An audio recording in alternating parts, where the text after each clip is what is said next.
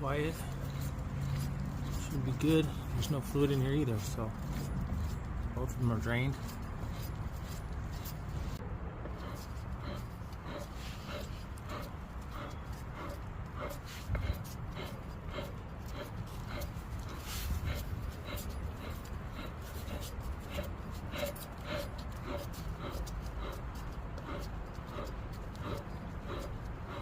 Alright, here's the old diff from my 2015 Audi S7. Here's the new diff, well, newer diff. I swapped out the pumps. Here's the pump from this one, so it should just go right in. And wouldn't need to do any coating. So the gasket. Here's the pump. Bolt it all up.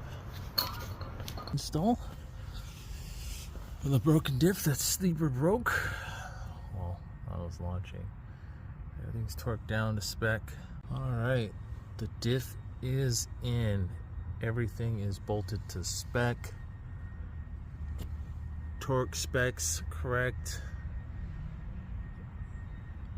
Got the old pump swapped over to this diff. It is a sport diff.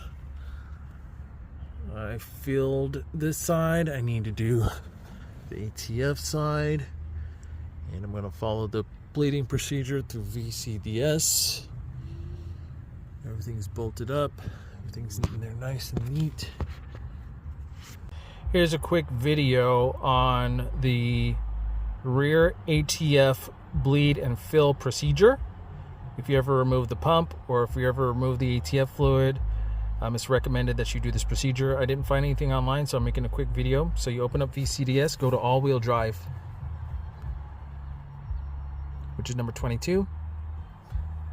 Go to security access, 20103.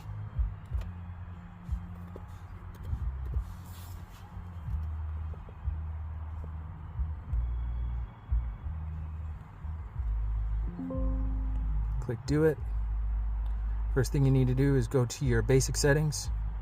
I already did it, so I'm not going to do it, but just showing you guys in this video. The first thing you need to do is click reset oil aging adaptation values. You click that and then click go. I already did it, so I'm not going to do it. Done, go back. After that, you go to your output tests. And then here's where you would select the fill pressure lines. You do that first and then click start. I already did it, so I'm not going to do it, and it'll finish. It'll say it's finished up here. Then after you're done doing that, then you go to bleed pressure lines, click start, and then that's it. Quick and easy.